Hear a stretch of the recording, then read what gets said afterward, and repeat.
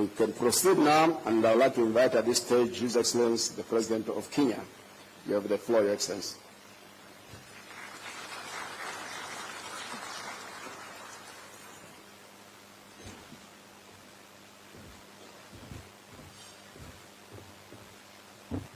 Your Excellency, President Tebboune, President of Algeria and Chair of APRM, Excellencies, Heads of State and Government, representatives of Africa Peer Review Mechanism, the United Nations Economic Commission for Africa, United Nations Commission for Africa, ladies and gentlemen.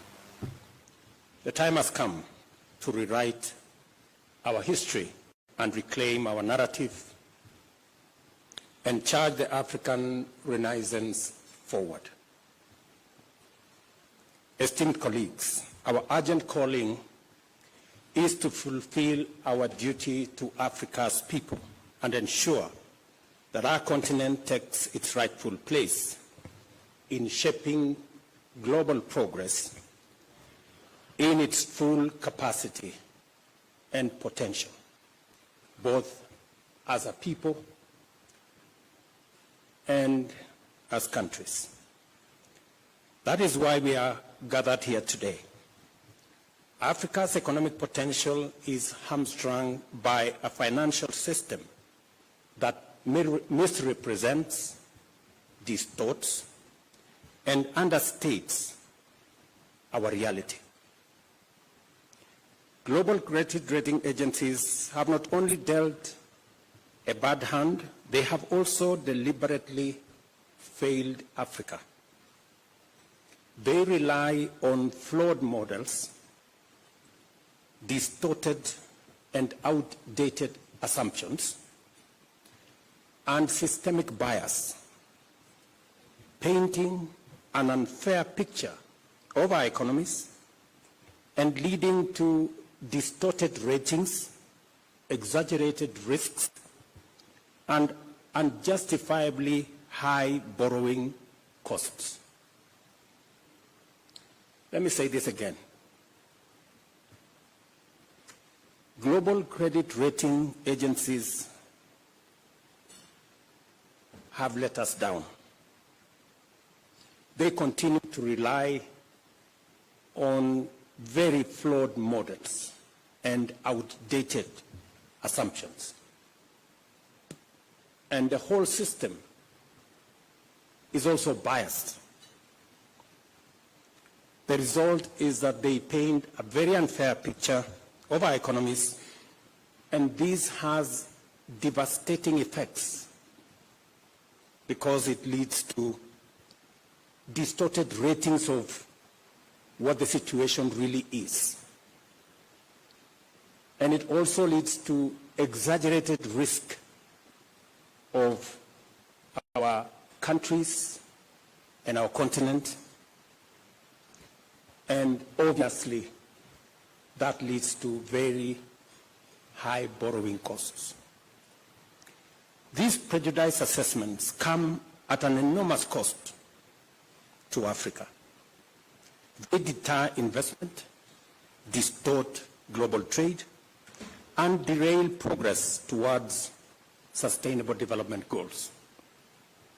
By misjudging Africa, these agencies deny opportunities to investors and economies and deprive nations of prosperity. The numbers tell a damning story.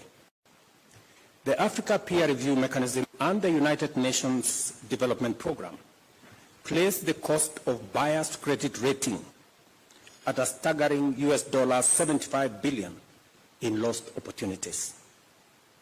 In a continent abundant with natural wealth, vast arable land, billions in diaspora remittances, and the world's largest carbon sinks, credit rating agencies have delivered 94% of all downgrades in the past decade, while arbitrarily designating only 2 African nations as investment grade.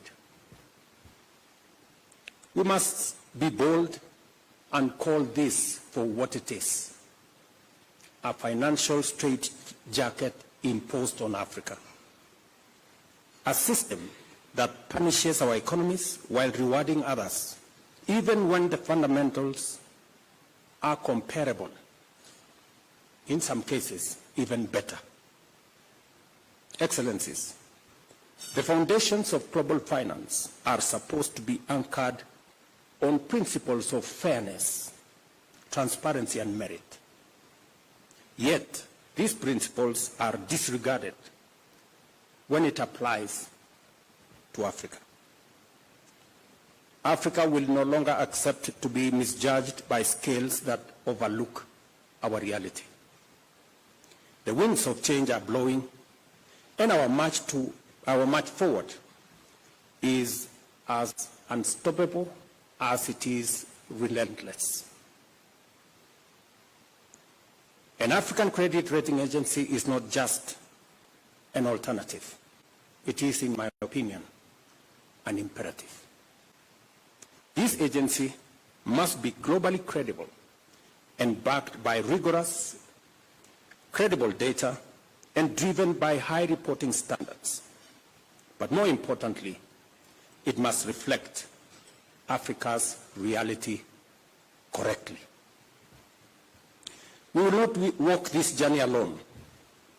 We will build alliances east, west, and north, grounded in shared values of dignity, equity, and progress. We will hold rating agencies to account and demand accurate standards. We will leverage the experience and expertise of Pan-African credit rating, strengthening their capabilities and expanding their reach. The potential impact is profound. Research shows that a one-level improvement in Africa's average credit rating would unlock US $15 billion in additional funding. This alone would outstrip official development assistance and meet some of the critical aspects of Africa's infrastructure needs. The opportunity is within our grasp, and we must seize it.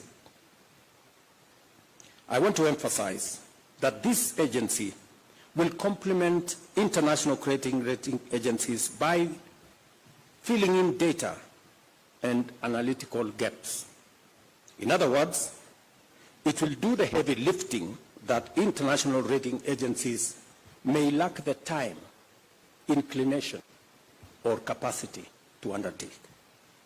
I see the role of Africa credit rating agencies as one of demystifying and democratizing sovereign credit assessments. It must develop a methodology that is objective, transparent, and replicable, rooted in the rigor of science rather than the exclusivity of tradecraft. Let me commend the United Nations Development Programme and AfriCatalyst for stepping forward to support African nations in strengthening their credit worthiness. This is the kind of partnership that we need, rooted in action. I leave you with the words of African Development Bank President Akiwumi Adesina, and I quote, "The perception of risk is not the reality of risk. Wrong scales will always give wrong weights." End of quote. It is time for Africa to use the right scales, one that reflects its true weight. The African Credit Rating Agency will do just that. Thank you for your attention.